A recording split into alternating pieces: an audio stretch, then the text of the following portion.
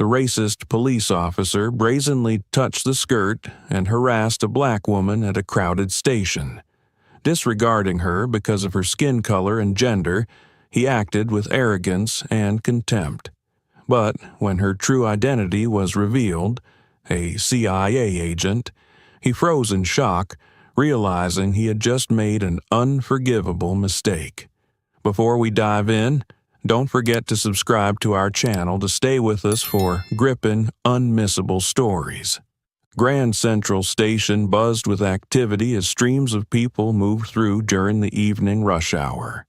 The sound of announcements over the PA system blended with the hurried footsteps and the murmurs of hundreds of conversations, creating a lively symphony of noise. Beneath the towering arched ceiling, warm yellow light from vintage chandeliers illuminated the bustling space.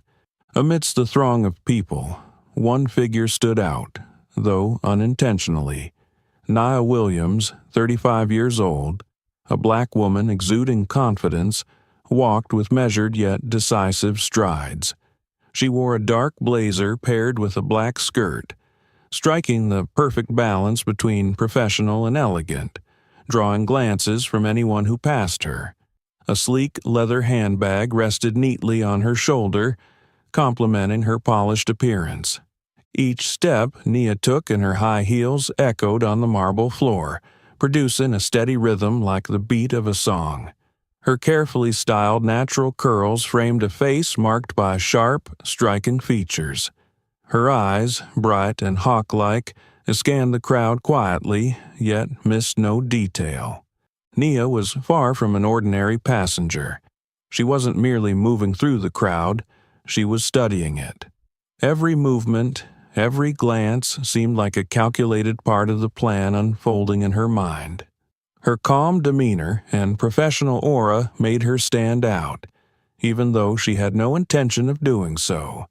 While most people were preoccupied with their schedules, some eyes lingered on Nia longer than usual. Not all of those gazes were friendly. The crowd continued to flow, but Nia's presence in the station marked the beginning of a series of dramatic events no one could have anticipated.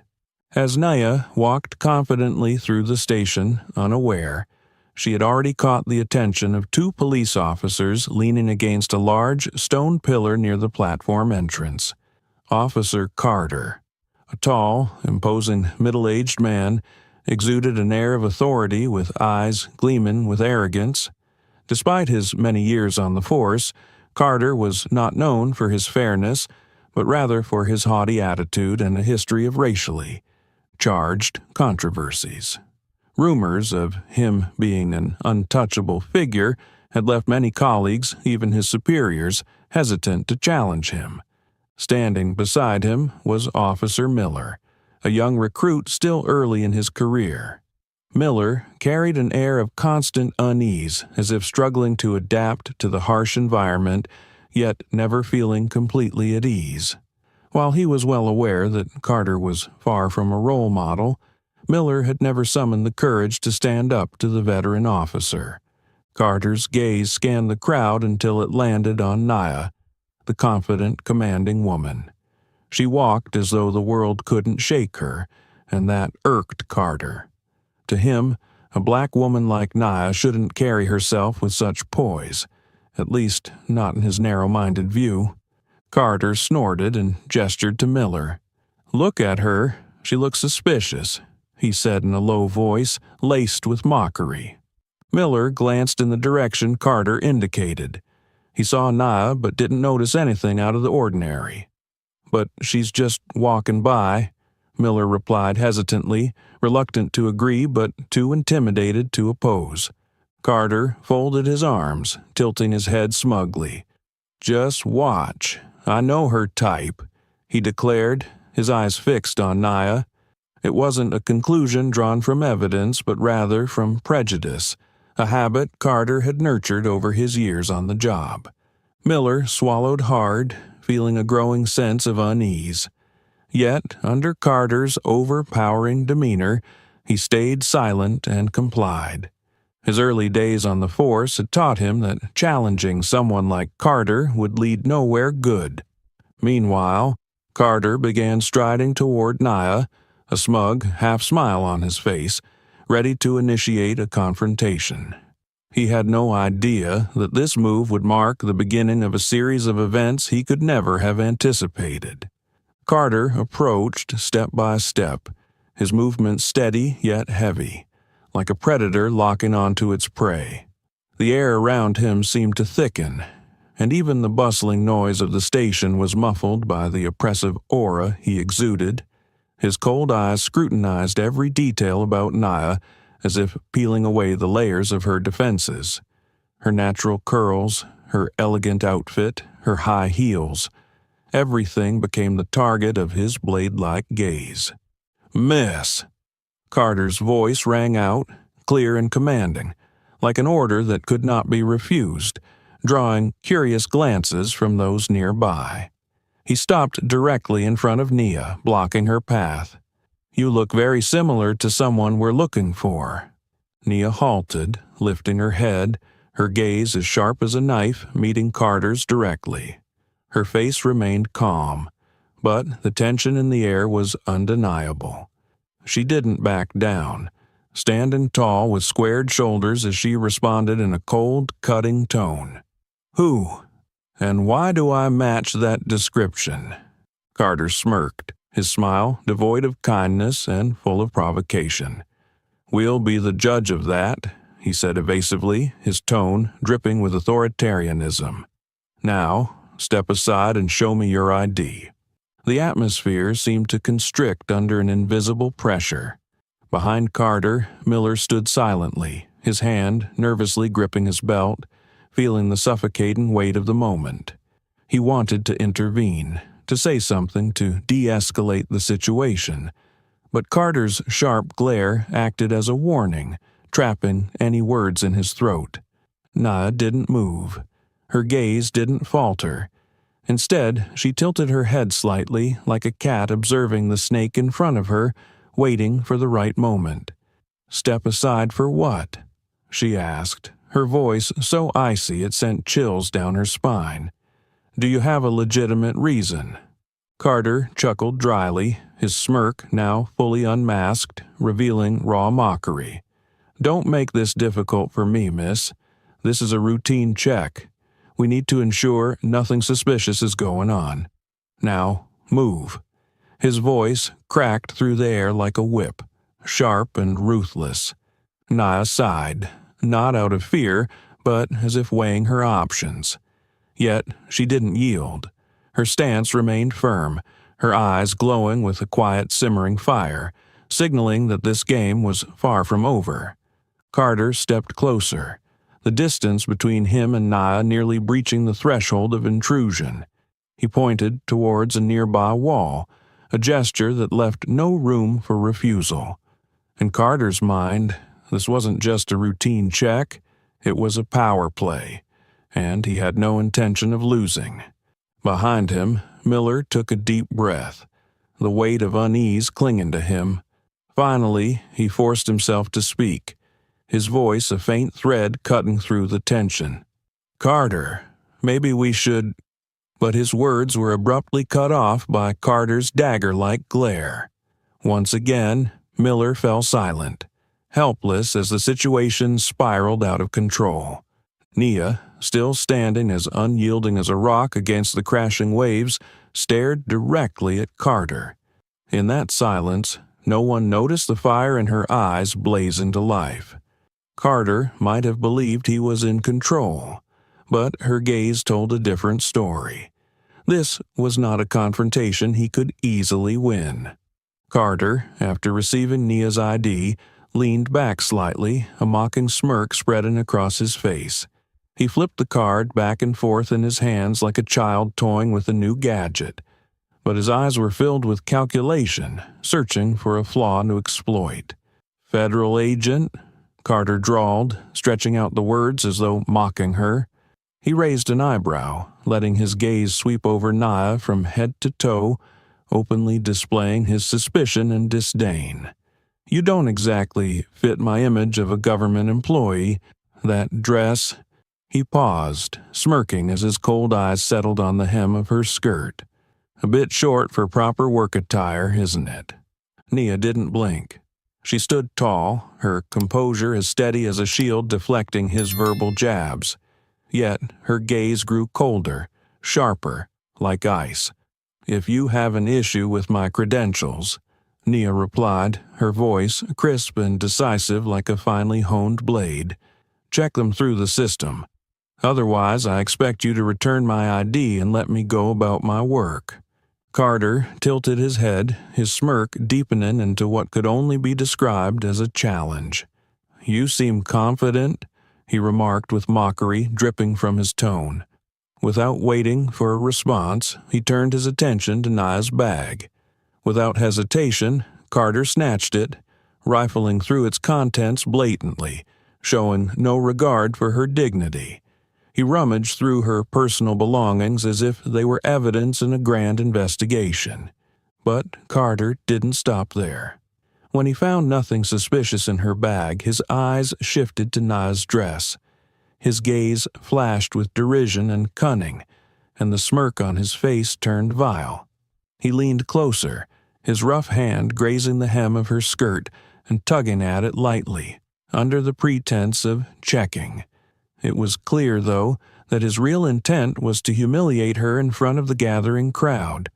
"I wonder what you might be hiding under this skirt," Carter said, half joking, half serious, but the insult in his words was unmistakable. The people around began murmuring, a wave of discontent spreading through the crowd. Some had taken out their phones, discreetly recording the scene, capturing every one of Carter's provocative actions. Carter, however, seemed indifferent. He was reveling in his power play, even taking pleasure in the fact that Nia stood still, not reacting. But Nia's silence wasn't rooted in fear. She stood there like an immovable statue amidst the storm. Her eyes burned with fury, and when she spoke, her words were precise and frigid as ice. "Stop immediately. You're crossing the line." Carter straightened up as if surprised by her objection, but instead of stopping, he laughed. It was a short, arrogant chuckle. "The line?" he repeated, dragging out the word as though it were a joke. "You think you have the right to talk about lines here?" Behind him, Miller, Carter's younger colleague, could no longer stay silent. He stepped forward hesitantly, his voice trembling with tension. "Carter, we shouldn't do this. She might be a federal agent." But Carter snapped around, his voice cutting through the air like a knife. "Shut up. I know what I'm doing." His sharp glare froze Miller in his tracks, leaving him motionless, his face a mix of confusion and helplessness. Nia observed everything, her sharp eyes taking in every detail, from Carter's smug sneer to the cowardly silence of the surrounding crowd. She understood that Carter wasn't just abusing his power. He was deliberately attempting to degrade her humanity and dignity. Yet, instead of reacting impulsively, Nia held her silence, like a panther biding its time before striking. The atmosphere in the station grew heavier, as though everyone present could sense the escalating tension. More eyes turned toward Carter, no longer just curious but visibly dissatisfied. The murmurs grew louder, tinged with indignation, and in that moment, Nia realized she wasn't standing alone in this fight. Carter had underestimated her, and that would prove to be his biggest mistake of the day. As Carter pressed further, Nia's demeanor abruptly shifted. Gone was her initial composure. A sharp, icy resolve now burned in her eyes like a blade unsheathing. She stepped back, creating distance, but her posture betrayed no fear. In one swift, decisive motion, she reached into her bag and pulled out her phone. The sound of the camera clicking echoed through the tense air, a silent but potent declaration. Holding the phone high, she turned the screen toward Carter and the crowd, her voice cutting through the thick atmosphere, each word slicing sharply. "This is sexual harassment and abuse of power. I won't let you get away with it." Her words dropped like a bomb, shattering the heavy silence. The atmosphere shifted instantly. Those who had been mere passive observers, watching from a distance, could no longer remain indifferent. Eyes turned to Carter, their earlier curiosity now, replaced with suspicion and anger. Some people quickly pulled out their phones, recording the unfolding scene. Murmurs spread through the crowd, and the already stifling air began to boil like smoldering embers suddenly ignited. Carter froze momentarily, the sudden turn of events weighing heavily on him. Yet he was not one to back down easily. Drawing a deep breath, he forced himself to regain composure. A faint, strained smirk appeared on his lips, and his voice, though attempting to calm, still carried a mocking edge. "You're blowing this out of proportion. This is just a routine check. If you don't want to cause more trouble, you'd better cooperate." Nia didn't waver. She stepped forward, her piercing gaze cutting through Carter's smug facade. Her voice, though measured, carried an authority that silenced the surrounding noise. "A routine check that includes touching my body without my consent?" She enunciated every word, ensuring they etched themselves into the minds of everyone present. "Are you sure you want to make that claim in front of all these witnesses?" Her words struck like a spark hitting dry tinder. The crowd around them began murmuring louder, their expressions shifting from disbelief to outrage. A man shouted from the back, "This is unbelievable. What's he doing?" A woman chimed in, "Disgraceful. Abuse of power." Carter began to sense the rising wave of opposition around him. His eyes darted through the crowd, seeing only judgment and disdain reflected. A flicker of uncertainty crossed his face, but he quickly masked it by gripping Nia's bag tighter, like a drowning man clutching at driftwood. "I don't need to explain myself to anyone," Carter said, though his voice now lacked its previous conviction. "I'm just doing my job." Behind him, Miller, the junior officer who had stood silently for so long, could no longer ignore the situation spiraling out of control. He shifted his gaze between Nia and Carter, his unease palpable. At last, he spoke, his voice shaky and unsure. "Carter, we shouldn't. Maybe she is a federal agent. This is going too far." Carter spun around, his eyes blazing with anger, as though all the frustration he couldn't unleash on Nia now found a target in Miller. "Shut up," Carter barked, his voice sharp as a knife, cutting through the suffocating tension. "I know what I'm doing." But Carter's words only fueled the crowd's growing outrage. The onlookers no longer simply stood by. They began moving closer, their phones held high, recording every moment. An older woman spoke up loudly, her voice filled with contempt. "Someone needs to call internal affairs immediately. This behavior is unacceptable." Nia remained unmoving, her gaze never leaving Carter. She could feel her anger rising, but she refused to let it overpower her reason. She knew that with every passing second, the truth was aligning on her side. Carter's every action and word was being documented, not just by her phone, but by dozens of others in the crowd. She didn't need to shout or argue. Justice was already at work. Carter now resembled a cornered animal. He clung to a veneer of confidence, but his tightly clenched hands betrayed his inner turmoil. Taking a deep breath, he looked directly at Nia, struggling to regain control of the unraveling situation. "You're making this more complicated than it needs to be," he said, though his tone lacked the authority it once held. Nia didn't respond.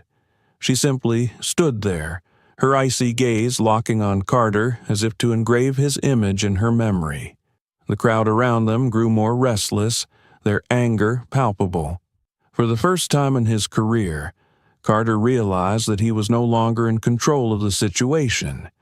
He had crossed a line, and now there was no turning back. In the suffocating tension, A clear shift in power dynamics emerged. Carter, once wielding authority, was now the one being judged and exposed, and Nia, with her unwavering resilience and sharp intellect, had turned a seemingly disadvantageous situation into an undeniable victory. Refusing to accept being challenged, Carter, blinded by anger and arrogance, decided to push things even further. He completely ignored the icy warning in Nia's eyes, reaching out and yanking her bag with brutal force. His actions resembled a predator mistakenly believing it held the upper hand, but in reality it was the moment he crossed a line from which there was no return. Carter bent down, eagerly rummaging through Nia's bag with reckless abandon. The surrounding crowd watched, jaws agape, with some stepping closer, their phones raised to record his every move. The dim yellow light of the station illuminated Carter's hands as he rifled through each compartment of the bag. The smug grin on his face vanished abruptly when his gaze froze on a gleaming object. Amidst her personal belongings lay a metallic CIA badge, its unmistakable emblem shining brightly, a symbol of a powerful organization impossible to misidentify. Next to it was a sleek black Glock, carefully secured inside the bag, a silent but potent reminder of the true identity of the woman standing before him. Carter immediately froze. His hands trembled as the gravity of his mistake hit him like a tidal wave. The color drained from his face, and the confidence he always wore like armor dissipated into thin air. In that fleeting moment, all his excuses and habitual intimidation tactics crumbled into insignificance. Wasting no time, Nia stepped forward and decisively snatched the bag back from Carter's grasp. Her eyes burned with resolve, as sharp and unyielding as twin blades. Holding the bag high, she pointed directly at Carter, her voice slicing through the heavy atmosphere of the station with precision and authority. "You have violated my body, abused your power, and now you've been caught harassing a federal agent. Do you think you can get away with this?" Her words struck like a lightning bolt, shattering the tense silence. Carter stood paralyzed, unable to speak. His eyes darted toward the crowd, searching desperately for a shred of support, but all he found were glares filled with contempt and anger. The murmurs in the crowd swelled into shouts of outrage. "Fire him! How can a cop do something like this? Someone like that doesn't deserve to wear the uniform." Among the voices, the women in the crowd expressed their fury most vocally. Their gazes bore into Carter, their outrage fueled not only by his behavior, but also by the injustices they had witnessed or endured themselves. Miller, who had been frozen nearby, looked like a deer caught in headlights. His eyes darted between Carter and Nia, confusion and regret etched across his face. For the first time, Miller realized with painful clarity that he was standing on the wrong side of this confrontation. Despite the mounting pressure from the crowd, Carter clung stubbornly to the last shreds of his authority. Swallowing hard, he took a deep breath and tried to speak. But his voice, which usually carried an air of dominance, now faltered, weak and unsure. "It's just a misunderstanding. You don't need to blow this out of proportion." Nia was having none of it. She stepped closer, her eyes blazing, boring into him with unrelenting intensity. Turning to the crowd, her voice rang out with conviction, each word a declaration impossible to ignore. "This is not a misunderstanding. This is a textbook example of abuse of power and harassment of women. He thought he could do whatever he wanted without facing consequences. But today, I will not let this slide." Her words ignited the crowd further, their anger now fully unleashed. The shouts became louder and more forceful. "Call his superior right now. This kind of behavior can't be tolerated." Carter, now fully aware he had lost control, stood motionless, his hands slack at his sides as though any movement might make things worse. Yet his stubbornness kept him from admitting fault or bowing his head. Nia, however, understood that this moment was bigger than her.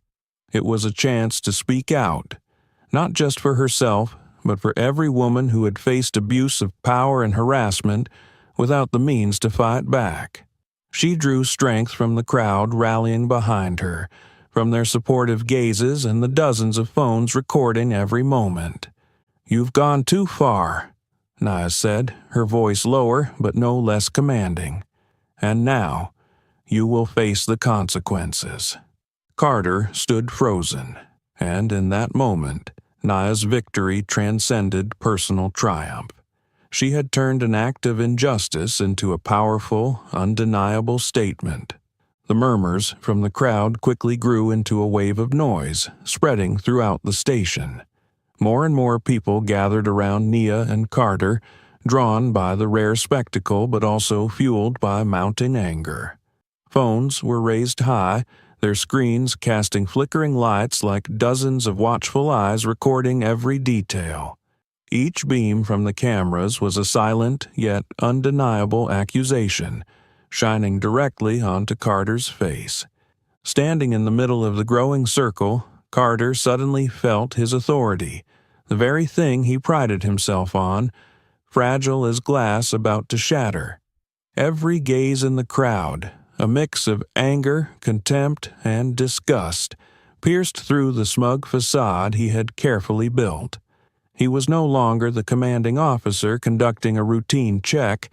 He was now a man on trial in the court of public opinion, where everyone present was both witness and judge. Sensing her moment, Nia seized the opportunity. She quickly turned on her phone, activated the video recorder, and held it up directly in front of Carter, almost pressing it against him.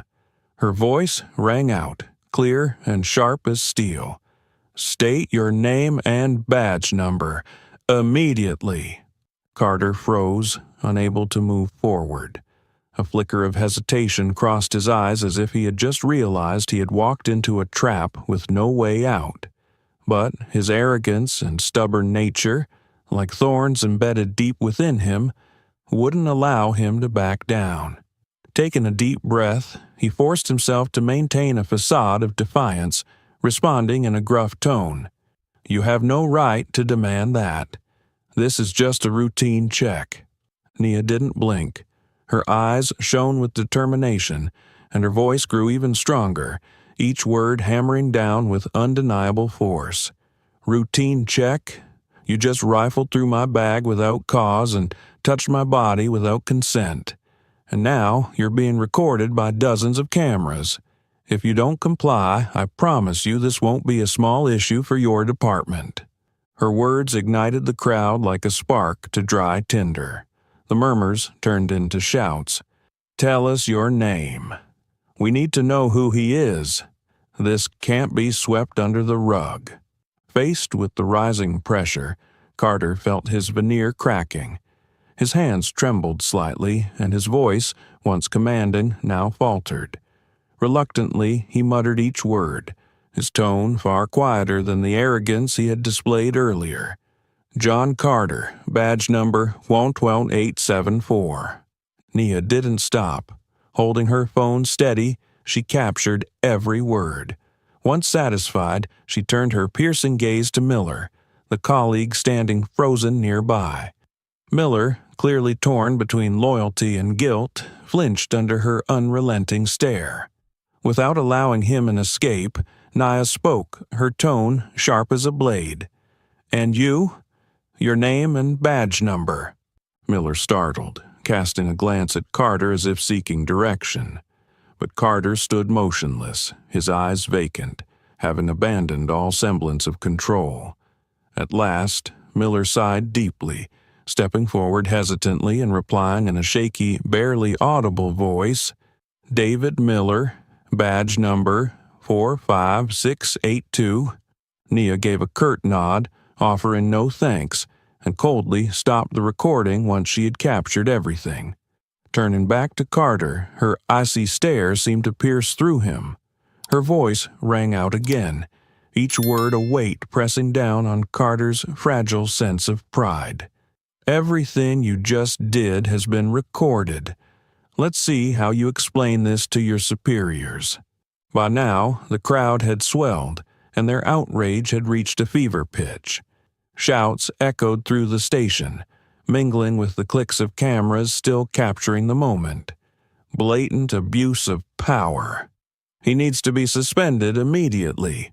How can someone like this still wear a badge? Carter, now the focal point of every angry gaze, no longer bore any trace of his earlier arrogance. His eyes were hollow, his hands slack at his sides as if the weight of his actions was dragging him down. He realized that the authority he had wielded to intimidate others had slipped entirely out of his grasp. Miller stood silently beside him, his face a mask of helplessness and regret. He avoided eye contact with both Nia and the crowd, standing as though wishing he could disappear from the scene altogether. Nia's gaze remained fixed on Carter. She understood that this wasn't just about her.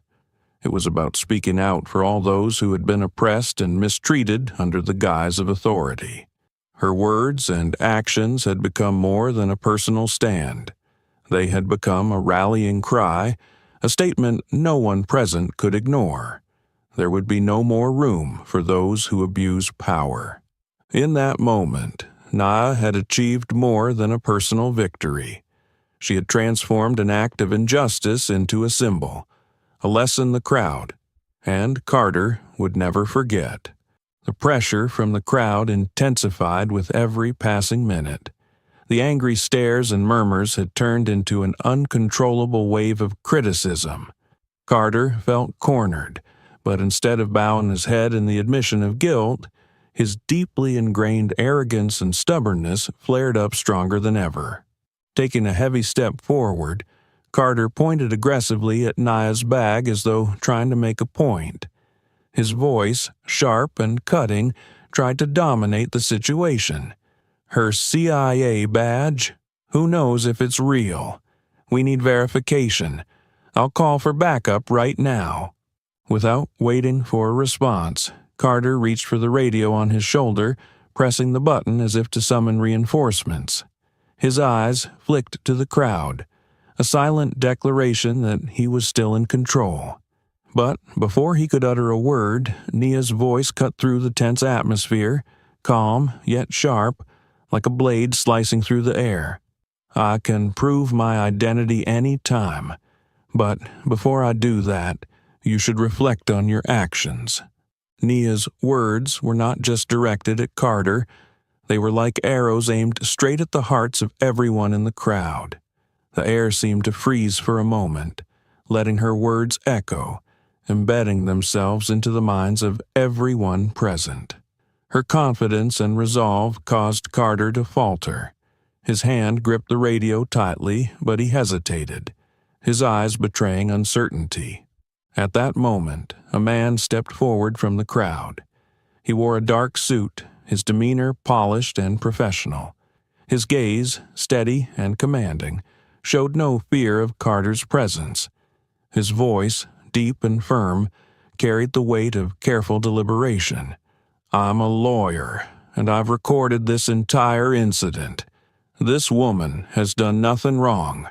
Your actions are a blatant abuse of power, and I will ensure that all this evidence reaches the appropriate authorities. The lawyer's appearance was a heavy blow to Carter. A flash of unease crossed his face, and his eyes darted across the crowd. But instead of finding support, all he saw were expressions of disdain and contempt. The phones held aloft continued to record, their lights shining relentlessly on him, leaving no shadows to hide in. The people around him were no longer just witnesses. They were ready to testify, united in their stand against the authority Carter had once wielded so carelessly. Nia seized the moment. She stepped forward, her gaze locked on Carter, sharp and cold. Her voice, though not loud, cut through every other sound. What are you calling for backup to do? Prove you have the right to harass women in public, or cover up your mistakes in front of this entire crowd?" Her words were a fatal blow, shattering Carter's smug facade. His hand still gripped the radio, but it was clear he had no idea what to do next. His eyes flickered with confusion, and the confidence he had once worn like armor was now nothing but a hollow shell. Miller, standing nearby, grew visibly more anxious. He glanced between Carter and the crowd, his face a mixture of panic and regret. He avoided Nia's piercing gaze as though hoping to retreat from the situation. But there was no escape for him either. The crowd, emboldened by Nia's words, erupted into louder, more forceful chants. "That's enough! Abuse of power! Suspend him immediately!" Carter, now cornered like a desperate animal, clung to his remaining shreds of authority. He raised his voice in a strained attempt to reassert control, but the cracks in. His confidence were evident. "We're just doing our job. This is standard procedure." His feeble justifications only fueled the crowd's outrage. The lawyer stepped closer, his eyes filled with stern resolve. "If this is standard procedure, then it's wrong from the start. Your actions are not only unlawful, but also destroy the public's trust in those meant to protect them." Nia's gaze remained fixed on Carter, unwavering. Her voice, steady and deliberate, carried the weight of her conviction. "You have abused your power, intentionally humiliated me, and now you're trying to deny it. But nothing you do can change the facts that have been recorded here. Everyone has seen it, and justice will take its course." Carter stood frozen as if turned to stone, completely overwhelmed by the situation. Once a man wielding power with arrogance, he now stood exposed as a symbol of the corruption and decay of those who abuse authority. At that moment, the tide had turned entirely. Nia had not only won the support of the crowd, but had delivered a powerful statement. Power must never be used to oppress, and those who abuse it will face the consequences. Just hours after the incident at Grand Central Station, videos capturing the entire confrontation between Nia and Carter spread like wildfire across social media platforms. The original footage from Nia, along with numerous clips from other passengers, laid bare every detail.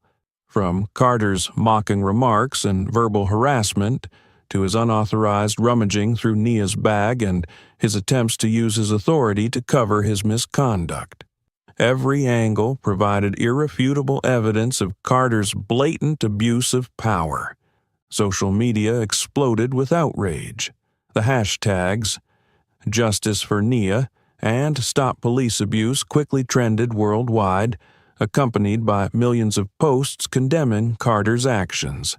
The videos were shared hundreds of thousands of times, drawing comments not only criticizing Carter, but also targeting the police system that enabled individuals like him. Many called the incident a clear snapshot of abuse of power, arguing that Carter's behavior was not only discriminatory, but also constituted sexual harassment. Women's rights and anti-racism organizations swiftly mobilized. The National Women's Association, along with several human rights groups, issued scathing statements demanding severe action against Carter and a transparent investigation into the incident. A representative from the End Abuse of Power organization declared on national television, "This isn't just about the actions of one police officer. It's a symbol of the injustices faced by countless individuals at the hands of those who misuse their authority. We cannot let this continue." Nia also took immediate action. Armed with undeniable evidence, she filed a lawsuit against Carter, demanding an investigation not only into his actions during this incident, but also into any similar abuses he might have committed in the past. In an interview, Nia stated, "I can't change what happened, but I can ensure that no one else has to go through this with the same person." The public pressure became impossible for the police department to ignore. Carter was immediately suspended, and the police chief held an emergency press conference. During the briefing, the department's spokesperson stated, "We do not tolerate any abuse of power within our ranks. A thorough investigation will be conducted, and any misconduct will be addressed with the utmost severity." However, the announcement failed to quell the public's anger. Leaders from major organizations joined the outcry, calling for comprehensive reform of the police system. A representative from the National Bar Association declared, "This incident is a glaring example of systemic failure. Punishing individuals isn't enough. We must dismantle the mechanisms that enable them." A representative from the Global Women's Rights Organization delivered a powerful statement on television. "This isn't just the story of one woman being harassed in public. It's the story of millions who've suffered abuse of power and felt voiceless. But today, we say, enough is enough. The world has changed, and we will no longer be silent." Meanwhile, Carter, who once believed his authority was untouchable, now faced an uncertain future. His reputation lay in ruins, and his career was under serious threat. Former colleagues who had once viewed him as a role model now distanced themselves, while the media relentlessly used his name in analyses of abuse of power. Carter came to the harsh realization that his arrogance and sense of invincibility had led him to this downfall. In stark contrast to Carter's downfall, Nia emerged as a powerful symbol of the fight against injustice. Not only had she defended her dignity, but she also transformed her ordeal into a larger movement, a call for change. In an interview with a major television network, Nia said, "I spoke out not just for myself, but for everyone who thinks they don't have the strength to stand against injustice. Each of us has a voice, and when we use it together, no one can ignore us." Nia's story became an inspiration, sparking a wave of testimonies from victims of abuse of power. Similar stories began to surface from across the globe, turning on Stop Police Abuse from a temporary trend into a lasting symbol of change. Nia understood this was just the beginning. But with her resilience and determination, she had turned a painful experience into an opportunity to fight for justice, not just for herself, but for all those who had ever been oppressed. And she pledged to keep going until real change was achieved. The video of the Grand Central Station incident spread uncontrollably like wildfire, capturing attention not only on social media, but also across mainstream media platforms. Clips recorded from multiple angles, each detail sharp and clear, exposed Carter's actions to millions. His mocking remarks, unauthorized physical contact, and attempts to leverage his authority to cover his wrongdoing. Every frame became undeniable evidence of Carter's abuse of power and discriminatory behavior. Social media erupted with outrage. Hashtags like Justice for Nia, Stop Police Abuse, and Accountability Now led a massive wave of unprecedented protest. Each tweet and post carried the community's fury, demanding answers from the authorities. Celebrities, social activists, and even politicians joined the conversation. Mainstream media quickly picked up the story. Analysis pieces, commentary programs, and news articles all pose the same questions. How could an officer like Carter, with such clear instances of harassment and abuse of power, remain on the force? Where did the system fail? Public outcry mounted, forcing the police department to address the situation and implement measures to prevent similar incidents in the future. But this was only the beginning. While the internet buzzed with anger, Nia did not remain idle. Leveraging her CIA connections and investigative skills, she began digging into Carter's past. she discovered that the Grand Central incident was not an isolated case. Internal records revealed a troubling pattern of misconduct, complaints of racial discrimination, harassment of women, and even allegations of unnecessary use of force. These reports, instead of being properly addressed, had been ignored or buried by Carter's superiors. The system had enabled and protected him, allowing him to act with impunity. Armed with this information, Nia collaborated with top lawyers and human rights organizations to bring all the evidence to light. The material she uncovered became the final nail in the coffin for Carter's career, while also plunging the entire police department into crisis. Under immense public and media pressure, Carter was immediately suspended, and an extensive internal investigation was launched, not just into him, but also into those who had shielded his actions over the years. Carter, once confident in his untouchable position, found himself at the center of a storm of criticism and scrutiny. Articles and television programs repeatedly highlighted his name as an emblem of abuse of power and systemic failure. Carter was no longer just criticized for the Grand Central incident. His entire history of misconduct was dragged into the spotlight, his long-held secrets now fully exposed. The public outrage weighed heavily on the police department. It faced an unprecedented wave of criticism from the community, non-governmental organizations, and local officials. At an emergency press conference, the police spokesperson stated, "We do not tolerate any violations of ethical or legal standards. All allegations against Officer John Carter are being thoroughly investigated, and we are committed to full transparency in this process." However, the statement did little to quell the public's anger.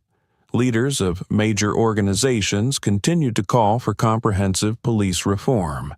A representative from the Human Rights Federation emphasized, "Carter's behavior is not an isolated case. It reflects a systemic issue within law enforcement.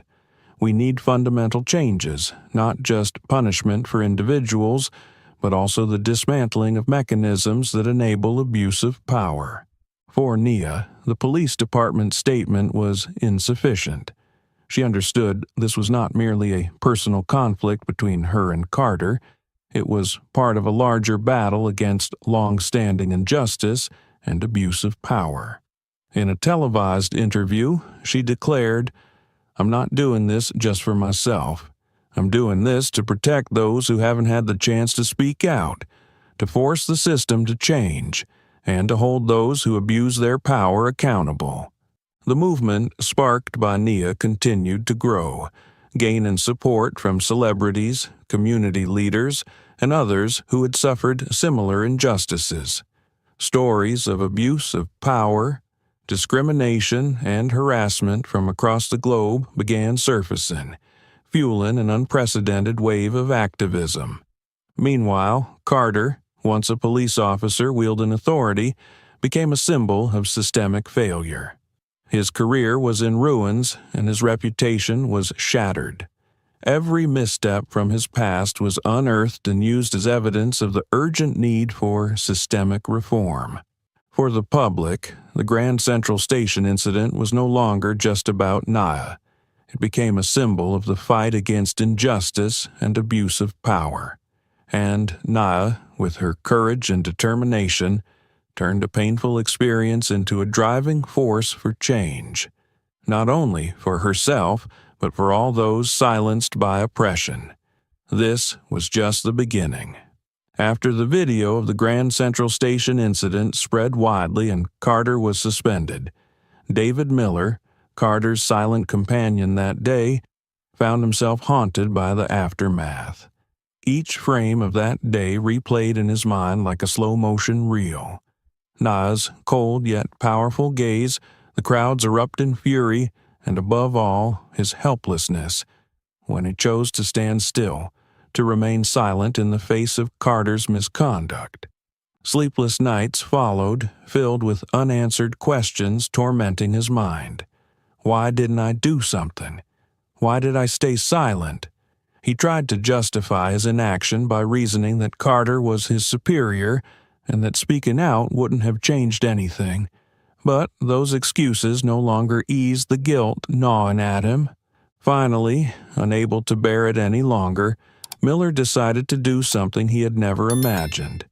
He reached out to Nia. Holding his phone, his hand shook slightly as he dialed her number.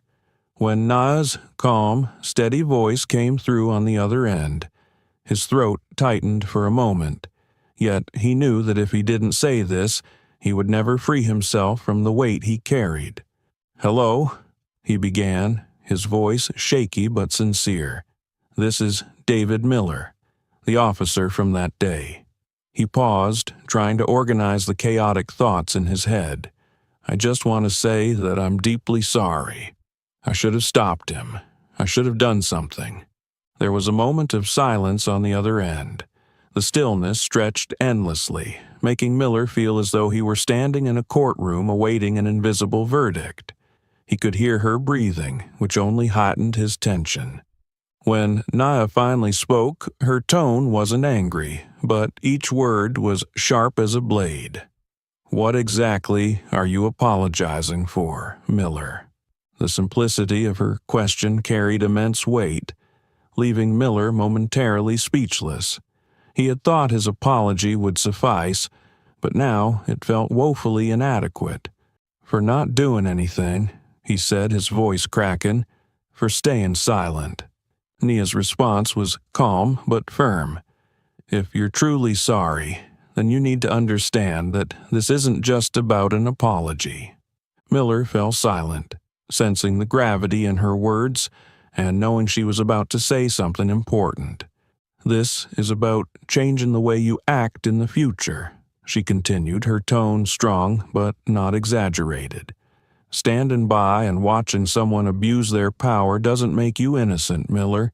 Silence isn't neutrality, it's complicity. You bear responsibility for your silence because it allowed Carter to do what he did. So, the question is, what will you do to change that?" Nia's words struck Miller like a hammer blow to his pride. He lowered his head, feeling the undeniable truth in her statement. Deep down, he knew she wasn't just talking about the station incident.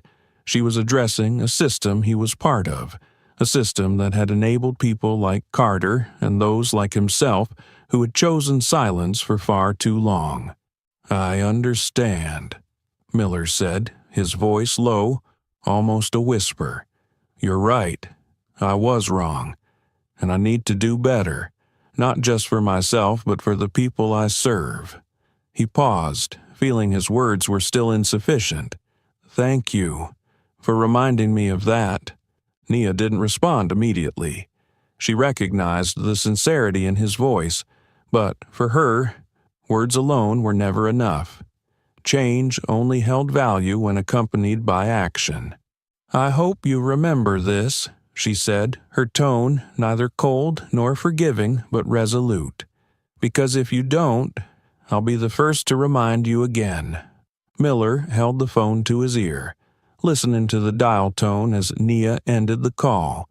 He stared at the dark screen, her words still echoing vividly in his mind.